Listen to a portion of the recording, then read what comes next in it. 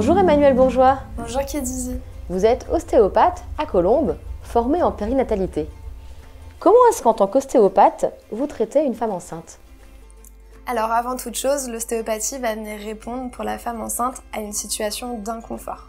Toutes les femmes ne vont pas le ressentir, mais certaines oui, et donc il faut leur apporter une solution durant ces 9 mois. La femme enceinte en ostéopathie va être prise en charge de façon globale, c'est-à-dire que je ne vais pas venir faire un traitement de la femme enceinte, sinon je ne serai pas adaptée à elle, mais je vais prendre en charge cette femme avec tous ses antécédents, son terrain, tout ce qui lui est arrivé dans sa vie, mais à l'heure actuelle, elle est enceinte, et ça je dois en tenir compte dans ma prise en charge.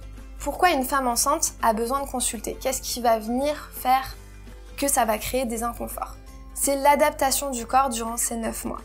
En effet, l'adaptation du corps à la grossesse peut devenir douloureux et même entraîner des gènes fonctionnels. La prise en charge ostéopathique va aider la mère à venir se rééquilibrer et donc permettre une meilleure cohabitation de maman et de bébé, ce qui aura pour but aussi par la suite de faciliter potentiellement l'accouchement.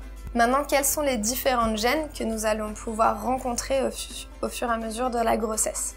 Tout d'abord, généralement, les mamans qui me consultent viennent à partir du 4e mois parce qu'on peut avoir l'apparition de tensions ligamentaires qui peuvent venir gêner.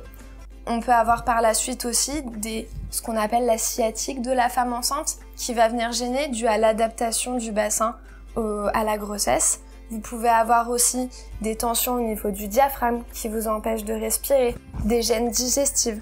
Toutes ces petites gênes-là vont pouvoir être prises en charge en ostéopathie.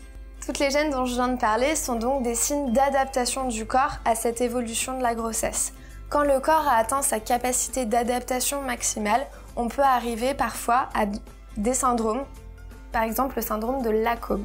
Le syndrome de Lacombe, c'est un syndrome qui enveloppe plusieurs douleurs au niveau du bassin, des irradiations dans les cuisses, des douleurs au niveau du périnée, qui signent un peu la fin d'adaptation du corps et aussi la fin de la grossesse, parce que souvent c'est en phase terminale, lorsque le bébé vient appuyer sur le pubis, que toutes ces douleurs viennent se déclencher.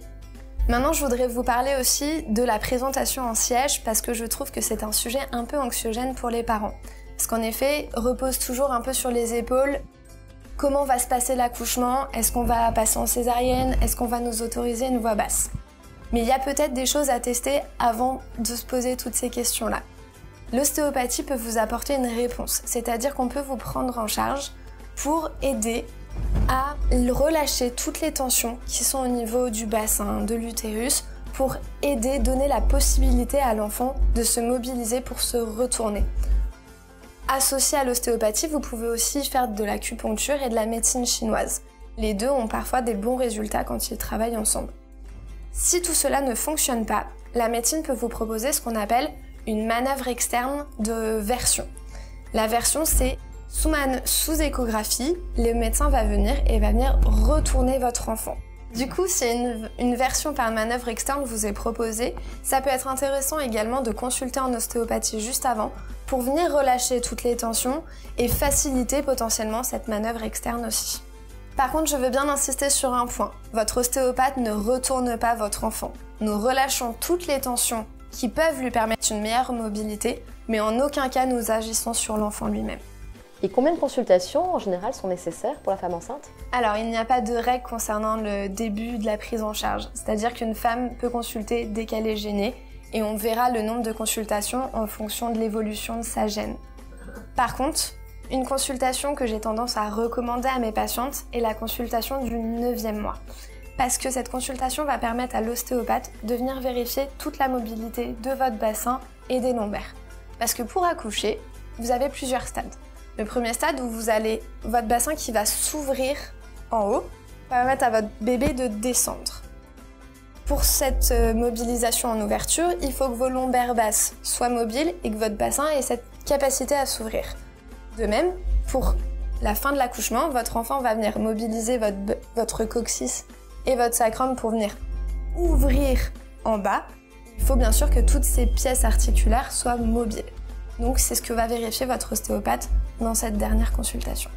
Vous donnez aussi également les conseils nécessaires, répondre à vos dernières questions.